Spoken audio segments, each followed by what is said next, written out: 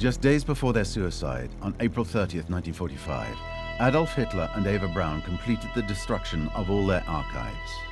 Hitler wanted to leave nothing behind. Historians thought they had consulted all the existing accessible archives. 70 years on, thanks to Commandant Raymond Rose, a French officer, now deceased, and a private collector, new political and personal archives of historic significance have been revealed for the first time. These unique documents now bring into much clearer focus certain crucial moments in Hitler's last days. What was the atmosphere in the bunker? Did the Führer still hold out hope of a military reversal? Is there any physical evidence of the affair between Hitler and Eva Braun? When exactly did he and his companion decide to commit suicide? Did Goring really intend to seize power in the final days of the Reich?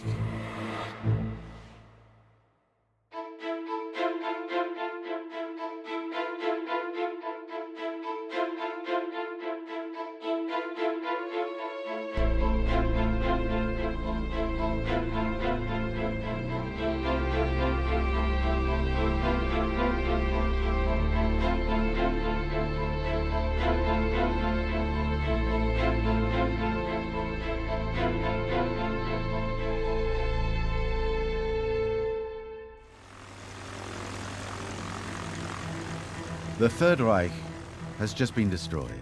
Berlin, the nerve center of Nazi Germany, is but a heap of ruins. There is nothing left of this capital city that for a few years made the world tremble. The Westerners would arrive and take possession of their occupation zone in Berlin in June. Then they hurried to visit the bunker.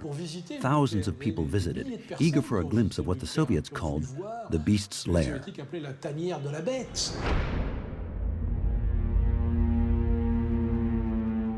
Everyone wanted to see where Hitler died. First, a procession of personalities. Then came the members of the American, British, French, and Soviet occupation forces, all coming to visit the bunker. Among the military personnel who visited the bunker was a group of French officers. In the afternoon of November 25th, 1945, Commandant Raymond Rose entered what remained of Hitler's chancellery through the main entrance on Wurststrasse. They had prepared for this expedition. Like their comrades before them, they hoped to make a few discoveries. Commandant Rose described his foray into the basement of Hitler's last headquarters. He sketched 3 maps of his itinerary and the place where he found the Führer's documents. All that remains of the Führer's chancellery are the walls and empty rooms cluttered with overturned furniture, still bearing the traces of looting. The house is open to all comers. In the main hall, lit by electric torches, you look for a small, hidden door, which leads to an 8-step staircase leading to a second, wider staircase that leads to a vast room with square columns. Though underground, this room is decorated with as much care as any ceremonial hall. Then, at the far end of this already dark room, you must find an iron door with wallflowers. Open it and go deeper underground down a narrow, straight staircase with exactly 26 steps.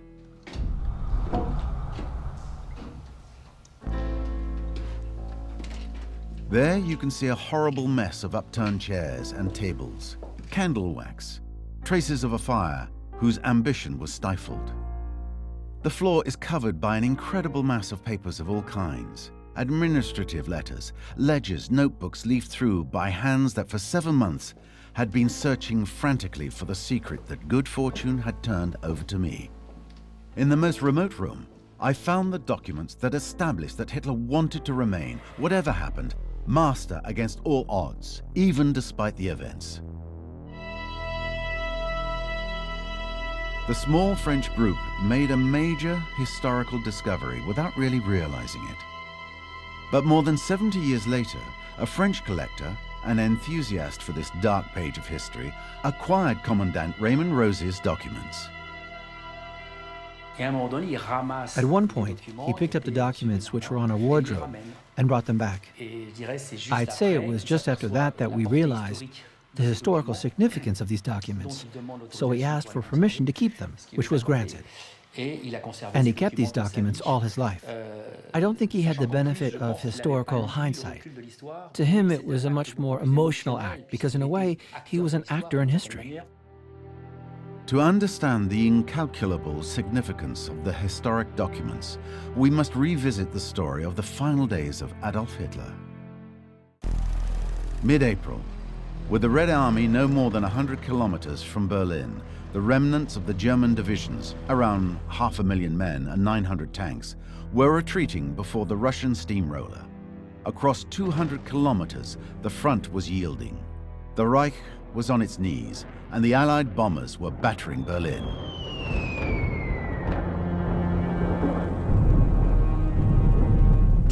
Every 10 days brought a daytime raid by the Americans, but every night harassment raids by the British mosquitoes.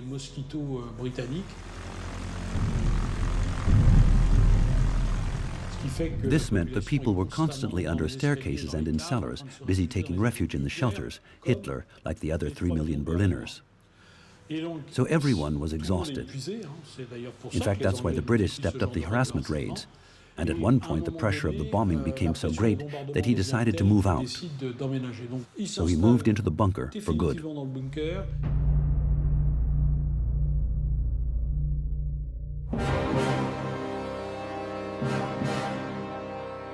For the desperate Germans, the wait for the final act of the tragedy seemed interminable.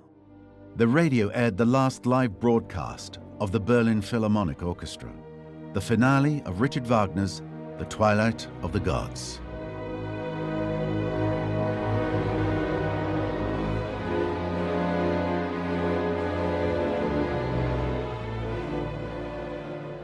Hitler locked himself away in his shelter, a few hundred meters from the Brandenburg Gate, under the gardens of the Chancellery, in the central government district.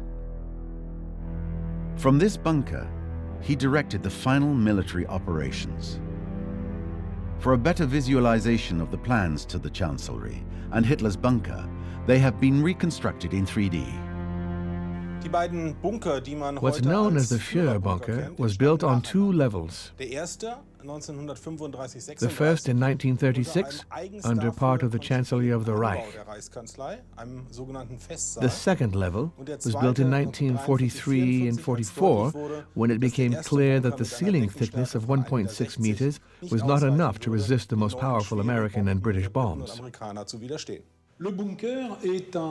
The bunker was a construction of relatively small dimensions. Living space had been sacrificed to robustness. It was an absolutely massive concrete formwork. Hitler wanted to be sure that he could stay in Berlin and control events from there. I think he was always afraid of being away from Berlin, probably ever since the attempt of July 1944 to overthrow the Nazi government as well as assassinate him, and Berlin was going to be the center of power. Hitler and Albert Speer, his architect and minister of armaments, thought of everything for the bunker. The Führer had to be able to live there for some time with his guards, safe from any air attack. In this part of the bunker, Hitler had planned or ordered a space separate from the rest, a private apartment of 4 small rooms. In the other part of the bunker, there were more rooms, but no privacy.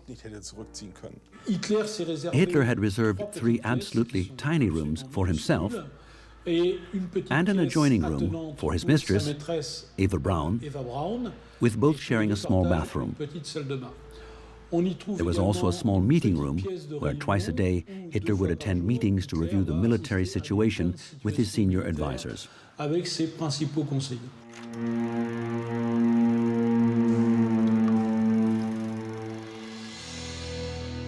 The bunker was a cellar buried 7 meters underground. Special adjustments were made for the comfort of Hitler and his entourage. There's obviously a gloomy atmosphere. The place itself is absolutely dismal. The concrete formwork bunker was situated on the water table of the river Spree, which flowed nearby. So it's a place that constantly oozes damp. The ground is pumped continuously, and it is cold. There is a mechanical ventilation system, and you can hear the fan all the time, and it gives you a headache. It is really a sordid place. In this setting, Hitler was not at his best. He issued contradictory orders. Dr. Morel, his physician, gave him a daily injection of glucose and vitamins, and he was taking a number of drugs. Any of the officers who saw Hitler at that particular time, and I've interviewed a number of them, were shaken when he returned to see what a state he was in. His hands were shaking, he looked absolutely white, he looked as if he was at least 10 to 15 years older than he really was. And so they were appalled, and they were also worried about his mental stability. You can see he was very run down, and actually in the advanced stages of Parkinson's disease. He was bent over, dragging his feet. He couldn't control his left arm, so he has to hold it with his right hand because of the spasmodic shaking.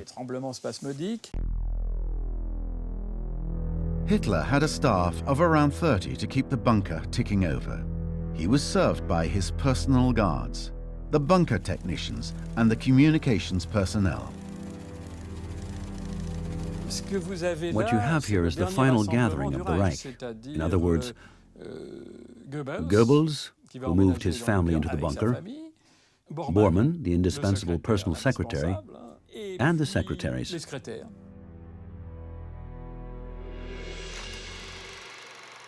Against Hitler's will, his secret companion joined him in the bunker.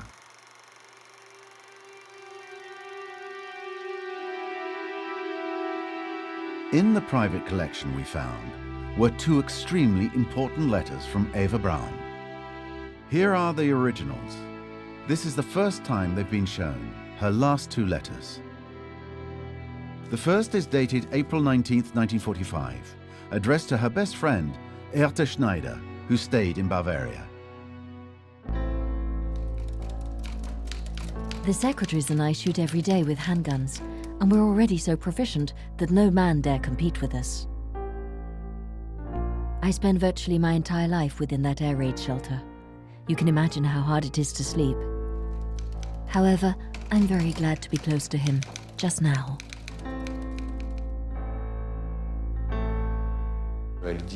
Finally, she says, I shall stay with him. And that's the tragedy of Eva Braun, being an extremely romantic little girl who was much younger than him and who, throughout the affair with Hitler, was scared of one thing only, losing him. In fact, she attempted suicide at the start of their relationship. Hitler got scared and kept her. So, for her, this in a way formalizes the relationship, the fact of showing that she will remain by his side till the end. This letter also gives us key information on Hitler's mood on the eve of his 56th birthday. This letter is very interesting in that it shows the atmosphere in the bunker. We can still see a glimmer of hope. Not a day goes by when I'm not begged to take refuge at the Berghof in Bavaria, but up to now, I've always won. Today, all communication is impossible.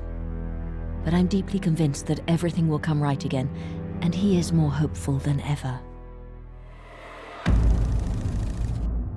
Yet at 3 o'clock on the morning of April the 20th, a mournful siren rang out.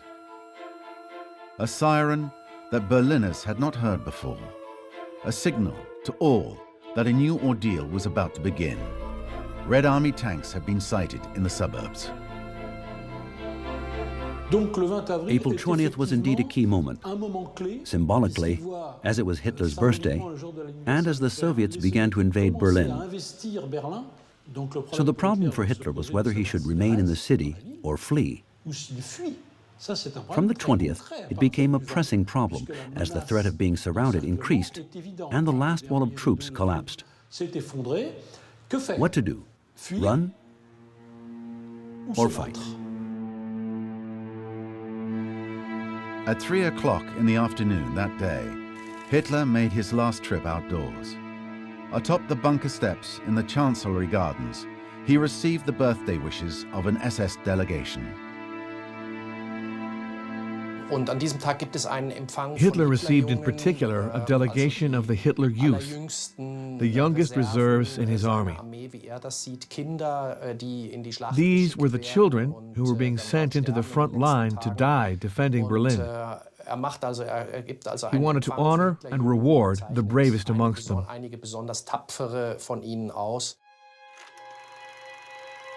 Hitler's left arm was seized by the sheikhs. He shook everyone's hand, patting the cheek of the young people he was sending to their death in the anti-tank units.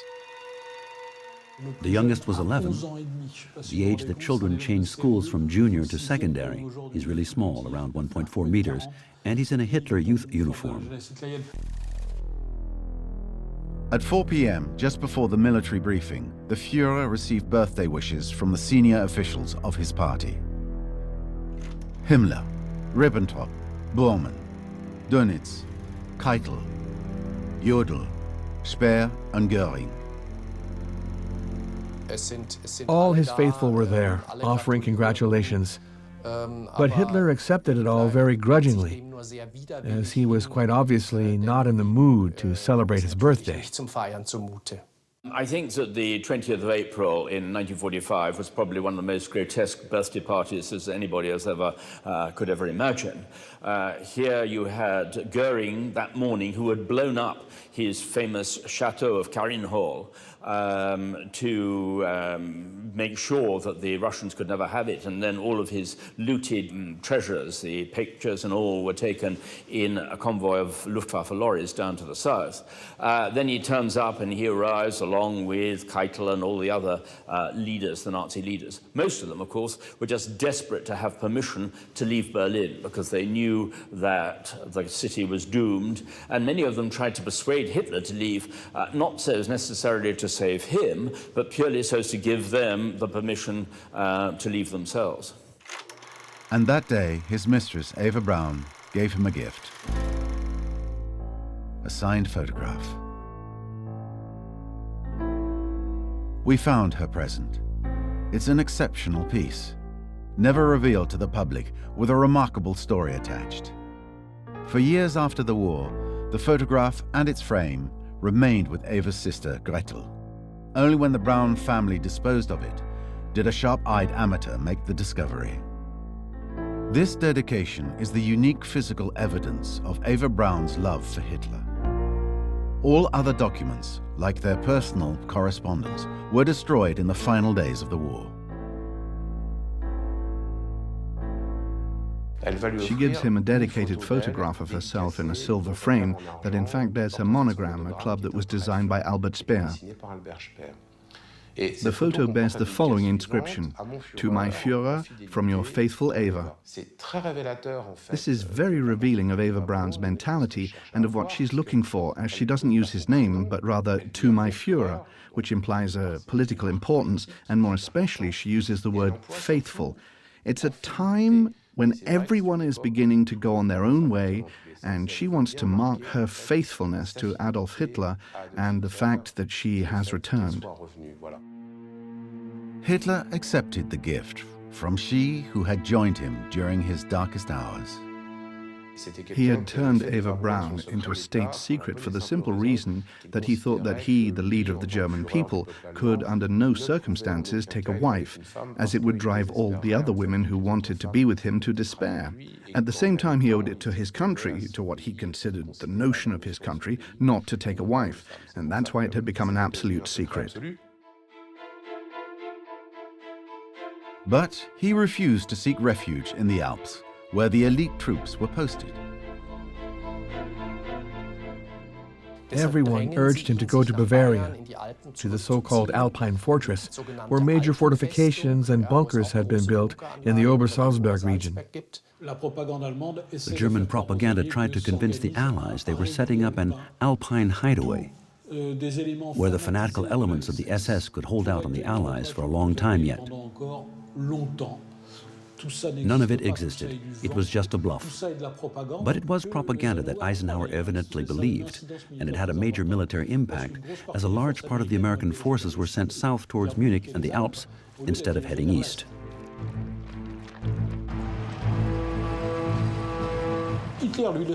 Hitler knew there was no Alpine hideaway. He knew he was just putting off the evil day and decided it was better to die in a staged Wagnerian apocalyptic scene in Berlin, surrounded by his last few troops.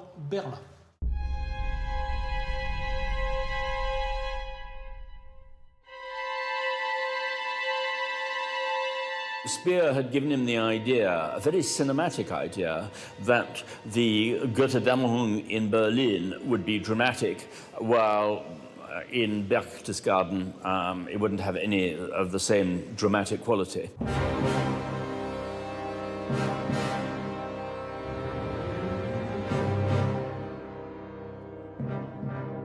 Against the advice of all his staff and those close to him, Hitler decided to stay in Berlin.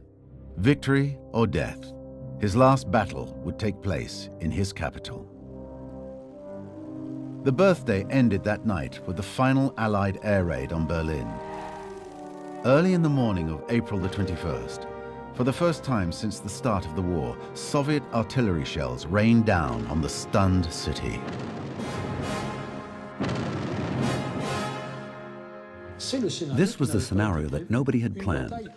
A battle for Berlin. It was obvious that Hitler wanted to make a kind of sequel to Stalingrad. He remembered, as did Goebbels, who he saw every night and who constantly reminded him of this precedent, that eventually a major urban battle may cause a turning point in the war. And Stalin, in agreement with Hitler, decided that, symbolically, taking Berlin did make sense. He who took Berlin, for posterity and for eternity, would be the real victor over the Reich. After the shelling, the various Soviet army units began to surround Berlin. They were 10 kilometers from the city center. The first Soviet soldiers entered the center of the German capital. Stalin named the Reichstag as a symbolic target. At this stage of the Russian advance, Hitler was not yet his priority. Moreover, Soviet intelligence services did not know where Hitler was. He might have already fled. In fact, he was there, a few meters underground in the bunker, trying to plan a counter-offensive. Everything was changing from one moment to the other. And of course, the briefings themselves, dealing with the forces, lacked no connection with reality. I mean, Hitler, once again, was looking at the maps, was saying that's an army, that's a division, or whatever, when in fact, they just consisted often of very few men. Holed up in his bunker, Hitler still had 3 army corps around Berlin. General Bussy's 9th Army in the southeast, the Steiner unit to the north, and the 12th Army to the southwest of the city. It had no armored vehicles, it had no anti-tank guns. They were mainly young soldiers, very enthusiastic, who were prepared to fight to the end, but they simply didn't have the weaponry. And the idea that somehow that the 12th Army could join up with the 9th Army coming from the east and make this sort of combined counterattack against the Russians was again typical of Hitler's fantasy. But Hitler continued giving orders as if these 3 forces could engineer some kind of concentric movement that allowed them to counter-surround the Soviet armies. No counter-offensive worked. The Germans were retreating in all areas. Hitler didn't understand why troops he was moving on a map weren't breaking through. That day, for the first time in ages, Hitler lost his composure in front of everyone. He threw a tantrum, shouting, "I give up, everything is lost, this is the end." That was when everyone around him realized he had no solution, no plan, no hope, and that everything really was lost.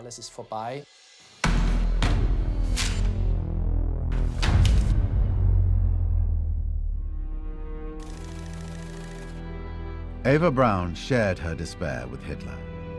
She described it in this exceptional document, also revealed for the first time. Her last letter, written April the 22nd, was addressed to her best friend, Erta Schneider. These will probably be my last lines. and my last sign of life. I don't dare write to Gretel, so break it to her gently. They both decided to commit suicide. That was already very important, as Hitler didn't announce it to his entourage on April the 22nd. They would announce it later. In any case, she fully explained in the letter why both of them were set on suicide. I shall send you my jewelry and ask you to distribute it according to my will. I cannot describe to you what I feel and what I suffer personally for the Führer. I cannot understand how everything can just end in this way, but we cannot believe in any God. I fear that the end is nigh. I shall die as I have lived. Keep this letter to yourself until you hear of our fate. I know I'm asking a lot of you, but you are courageous. She says she will send her jewelry at the same time and asks her to ensure that her will, she had made a very clear, very detailed will, she asked her to ensure that her will was executed down to the very last detail. This letter, the will and Eva Braun's jewels, left for Bavaria that same day. Meanwhile, on the evening of the 22nd, Hitler made a declaration to the members of his staff, which included Goring's representative. I'm handing over the reins now. It's over. My successor can see to it. Goring can do it. In 1939 and 1941, Marshal Goring had been appointed the potential successor by decree. But in order to be applied, the decrees required the Führer's signature to make them official. Hitler's words were reported to Goring, installed in Bavaria, where he had taken refuge with part of his staff and one of his advisors, Hans Lammers. Cautious, Goring, the heir apparent, was at first dubious. Is the Führer's decree naming me his successor in 1939 and again in 1941, is it still valid? Has he issued another since? And Lammers said, no, if there had been one, I'd have known, so it's still valid. So they examine it, he thinks about it, and he says, if the Führer did say that, and I'm the next in line, what do we do? Hermann Goring took time to think about it. He was torn between his delusions of grandeur and the prospect of committing a huge political mistake. He decided to sleep on it. In Berlin, the bombing continued. At dawn on April the 23rd, taking all kinds of risks, Albert Speer, architect and Hitler's Minister of Armaments, returned to the capital and was admitted to the bunker. Eva Braun was happy, thinking that now she had managed to persuade the Führer to leave. She was sadly mistaken. Hitler made his fortune as an architect, gave him access to the highest offices of the state. But it took courage to come and bid farewell. Hitler gave him a fairly cool reception, but understood. Hitler wasn't stupid. He could see everyone around him was bailing out. Albert Speer bade farewell to the man he admired, but also had a confession to make of his own disobedience. Speer had not applied Hitler's terrible order requiring the total destruction of the Reich infrastructures before the Red Army and the Allies arrived.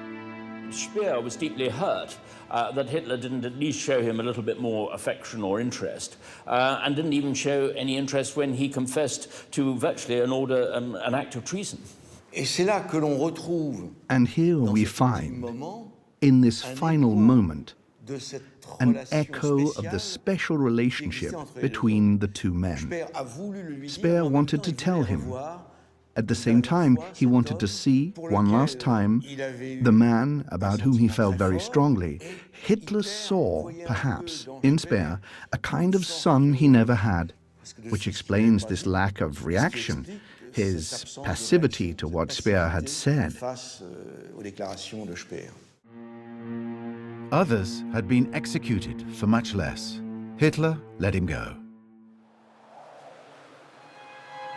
In the afternoon of April the 23rd, 1945, Hermann Goring finally reached his decision. He wrote to Hitler at 5:43 p.m.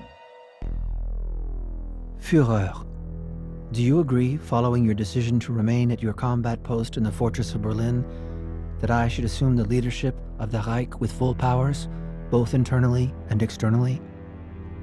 Goring was thinking, in fact, he'd already made quite a few contacts to try and kickstart peace talks. Goring wanted to be seen as the man who brought peace to Germany, and he sent a telegram to Hitler in the bunker in which he said that if Hitler hadn't shown any sign of life before 10 p.m. on April the 23rd, Goring would take that to mean that he was the new chancellor and Hitler was no longer in a position to issue commands. This telegram and all the following correspondence were taken from documents discovered in Hitler's bunker by Commandant Rose. In all, 13 original letters and telegrams of historical significance that now allow us to precisely reconstruct the final, extremely tense exchange between Hitler and Goring.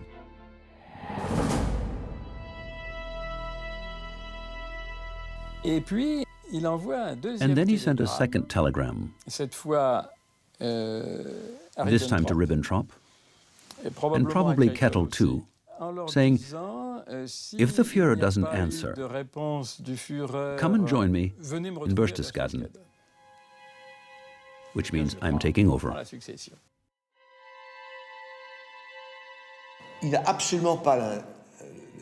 He has absolutely no sense of being disloyal to Hitler. He is reacting to a situation where Hitler is no longer in a position to govern Germany. Were he to replace him, it would, to him, be only temporary. Whatever Goring's intentions, this second message would cost him dearly. When it was handed to Hitler, he was with Goebbels and Bormann, Goring's sworn enemies. He had underestimated, of course, the way that this would play immediately into the hands of his deadly enemy, Bormann, who immediately presented it in such a way to Hitler that Hitler could only see it as outright treason. And Hitler was, by that stage of the war, absolutely convinced that the only reason why they were losing was because he had been betrayed all around. The same evening, Hitler sent a scathing reply to Hermann Goring. The decree only comes into force when I ratify it. There can be no question of my being stripped of freedom of action. I therefore forbid you to take any action of any kind. Signed, Adolf Hitler. On the recommendation of Bormann, his personal chief of staff, Hitler had Goring arrested. At 56 minutes past midnight on April the 24th, Goring replied in a long telegram in which he denied any ulterior motives. I have done nothing while awaiting your reply and stand ready to serve you. May God protect you. Your faithful Hermann Goring. I beg you not to order Frank to arrest me. I give you my word of honor that I strictly obeyed your orders. Late in the morning of the 24th, Hitler dictated another telegram to Goring. This personally signed telegram was unequivocal. Your actions constitute betrayal of the national cause, and such conduct, high treason, deserves the death penalty.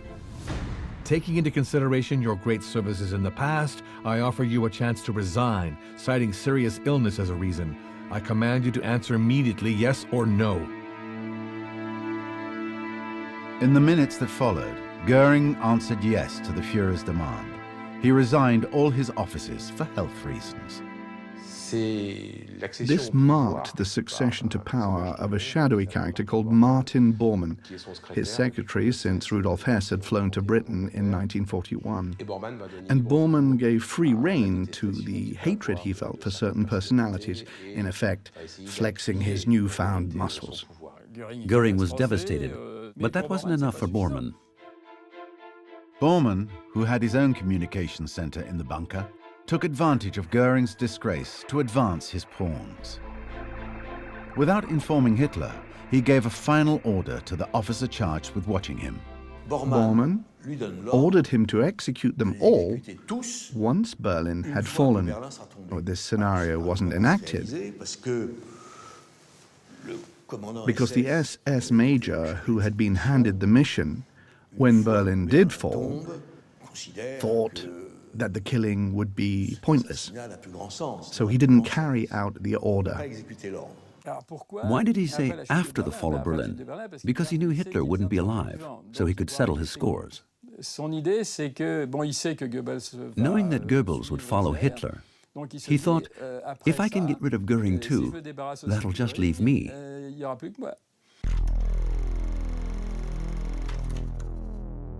Hitler was unaware of what was going on behind his back, and to humiliate Goering even more, he stripped him of his last powers. On April the 25th, he dictated his last message to Goering, to his assistant. In light of your unfaithful attitude to the German people, to myself, and to the measures envisaged, I cast you out of the party. Personally signed by Adolf Hitler. That day, he also ordered the destruction of all his personal archives. These documents should have been destroyed, but in the panic of the final days, they were miraculously forgotten. Hitler had burned all of his personal archives, which would include some very important correspondence with heads of state. He also burned all the military memos. And he asked his adjutant, Julius Schaub, to leave the bunker, go to Munich, and burn the archives in his apartment and burn his archives in Berchtesgaden, which Schaub duly did. There's a concern, rather like Goebbels, a concern for his posterity.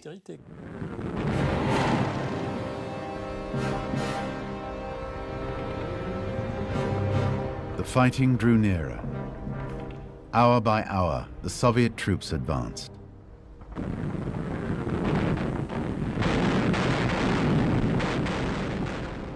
At this stage, shells were raining down constantly on the Chancellery Gardens just above the bunker.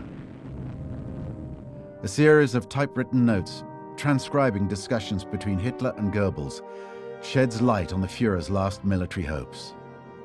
These documents were conserved by Heinz Lorenz, who headed the bunker's press corps and only published them recently.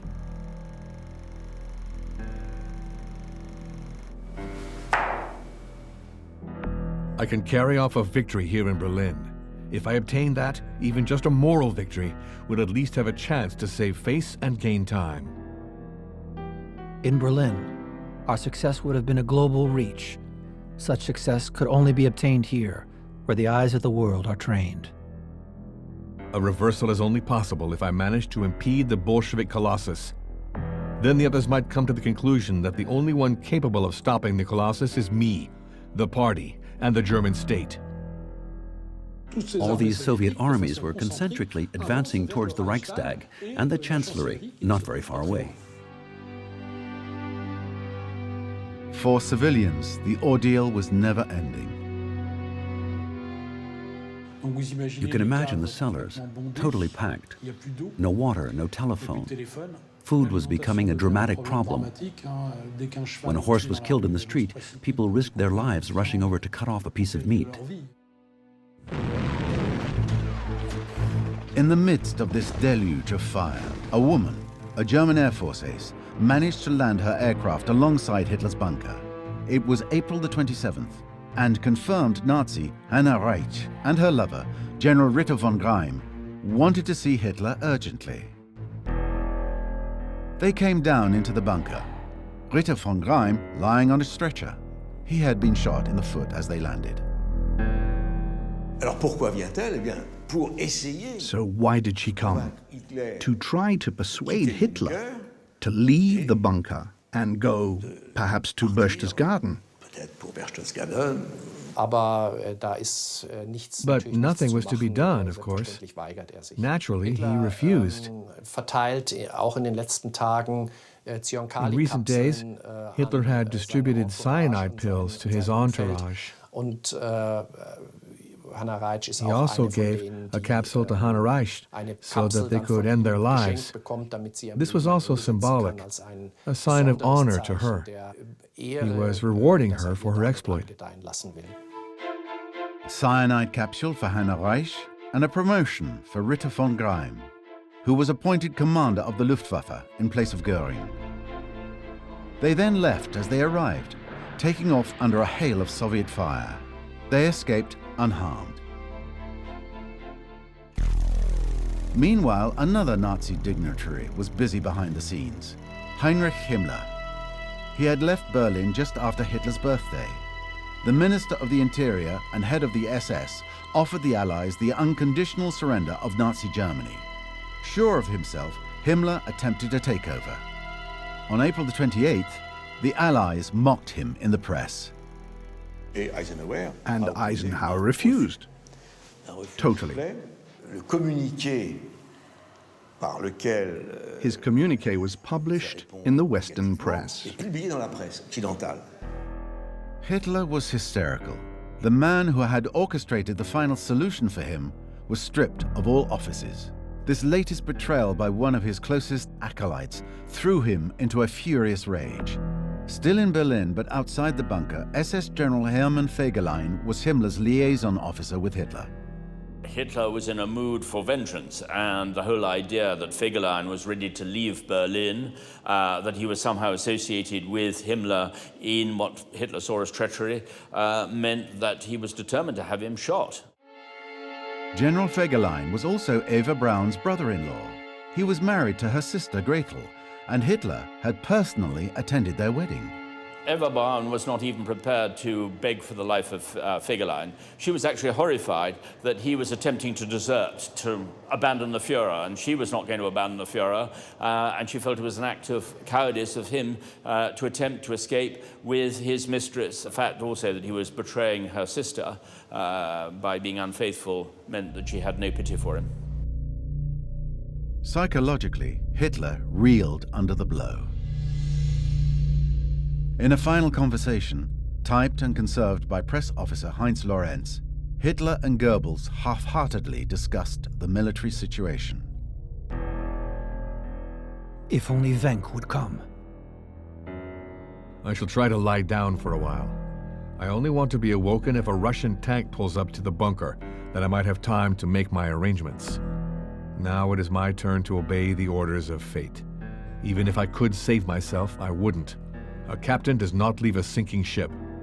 Hitler and Goebbels thought that General Wenck's 12th Army was about to break through the Russian troops surrounding Berlin. The opposite happened. Barely had it arrived than the 12th Army retreated in chaos. Rumor and false report were the people's exhaust valves. For instance, on April 28th, leaflets rained down on Berlin, announcing the arrival of the Wenck army from the southwest. A German army coming to break the Soviets' vice-like grip? That was obviously a lie. The Wenck army was already being kicked out of Potsdam. It would never make it to Berlin itself. But people believed in anything.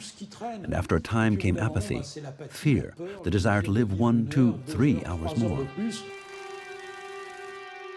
April the 29th, 1945, at 1 o'clock in the morning, Adolf Hitler married Eva Braun, his mistress for 13 years. The only witnesses to this union were Goebbels, Bormann, and a registrar. A marriage certificate was signed by the married couple and their witnesses. Hitler pointed out that the ceremony took place at Eva Braun's behest. Surreal, given the circumstances. I think Hitler decided to marry Eva Braun because of all of the treason which he saw taking place around him, that her decision to come and die by his side, he felt needed to be repaid, and he knew that she wanted, above all, to be Frau Hitler. We can also see another meaning. Confirmation that Hitler had understood that the game was up. Why? Because in happier times, his view was, I have only one wife, Germany. And in the name of this great principle, he refused to marry.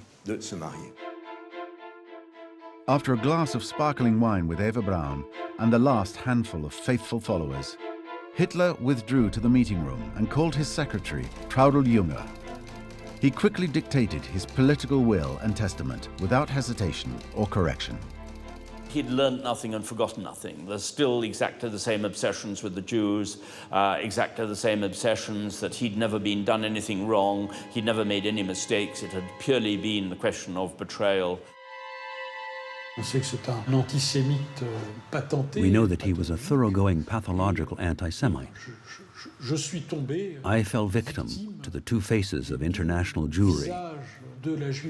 Its Judeo-Bolshevik face to the east and the face of the international Jewish financiers in the west.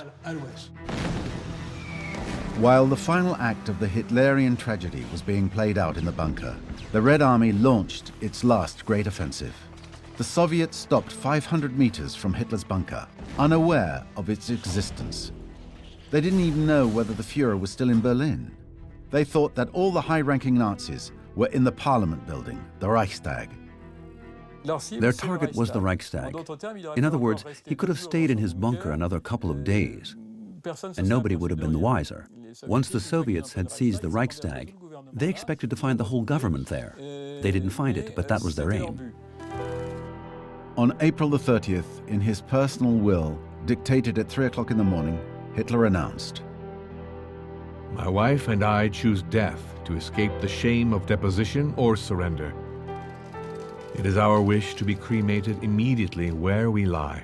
Hitler did not want to have his corpse shown as a symbol or as a trophy captured by the Russians. So that's why he wanted to have his body and Eva Braun's body burnt together. I found in the Russian archives the paper, and one could see it was typed with the special Führer type for Hitler, describing the death of Mussolini. Hitler was determined not to have his body strung up like Mussolini's in Italy, and wanted to have his body destroyed completely.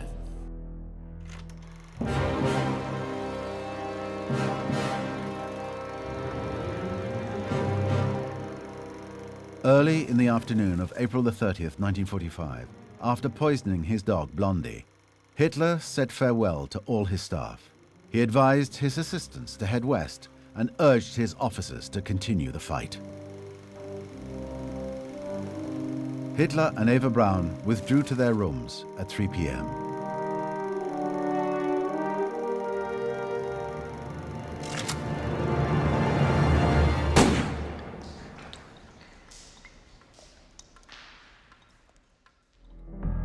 The bodies of Eva Braun and Hitler were immediately burned in the Chancellery Gardens, close to one of the bunker's exits. The next day, May the 1st, Magda and Joseph Goebbels committed suicide by gunshot after poisoning their 6 children. The Second World War ended as it had begun, at the behest of Adolf Hitler. For his posthumous posterity, he chose the grandiose mass finale of the Battle of Berlin. He only resigned himself to his own death at the last moment, 48 hours before Soviet soldiers entered the bunker on May the 2nd, 1945 at 3 p.m. Military operations continued until the signature of the German surrender on May the 7th and 8th in Reims and Berlin. The Nazi regime lasted until May the 23rd. With the Führer departed, the pressure was off and everything quickly ground to a halt. But what became of Hitler's body? Who found it first? Smersh agents found the spot covered in soil and underneath the bodies of Hitler and Eva Braun. They took them out of the ground, put them in wooden boxes, because the bodies were burned but not completely destroyed, and sent them for autopsies and to check their teeth. Hitler had a very distinctive bridge. He hated going to the dentist. He had a totally unique bridge, especially made for him, in gold. Once the remains had been formally identified by the Soviet secret services, the myth-making could begin. Stalin did not inform Marshal Zhukov, victor of the Battle of Berlin, of the discovery of Hitler's body. He knew that Hitler was dead, but didn't tell Zhukov, which meant that when Zhukov, who took the Reichstag and was designated, even though Konev had played a part, as the victor of Berlin, when Zhukov gave the famous press conference before the world's assembled journalists, he told them, "We did not identify the body of Hitler. He could have flown away from Berlin at the very last moment." It didn't make sense, because Stalin knew very well he hadn't flown away. But the whole world retained that incredible phrase, what if Hitler wasn't dead? What if he got away? That was the starting point for all the fantasies about Hitler's fate. For at least 30 years, Stalin's omission fueled a delusional pseudo-historical literature. Hundreds of books, articles, and testimonies recorded sightings all over the world, particularly in Latin America. Why did Stalin fail to mention the information concerning Adolf Hitler's body? It was Stalin being duplicitous. He possessed a piece of information that he wouldn't divulge because he would use it periodically in his propaganda to leave a doubt hanging over Hitler's flight to the West. It supported his Cold War line, which went, there is only one anti-fascist power in the world, and that is the Soviet Union. The proof is that perhaps Hitler survived and is being hidden by the Americans or their cronies. It was a propaganda weapon and nothing more. What became of the bunker? Was it destroyed? The spot where Hitler ended his days did not become a memorial for those nostalgic for the Reich. After the fall of the Berlin Wall in 1989, the West found out that the former gardens of the Chancellery under which the bunker was built had become a parking lot for the residents of these apartment blocks. It wasn't until 70 years later that a Berlin association installed these signs that provide a precise account of Hitler's last days in the bunker. To date, Soviet authorities have still given no explanation of what was done with the remains. As for the historical documents discovered by Commandant Rose and Bruno Ludu, they have now been made public. They enable us to round out some fundamental aspects of the political and personal story of the 20th century's greatest criminal.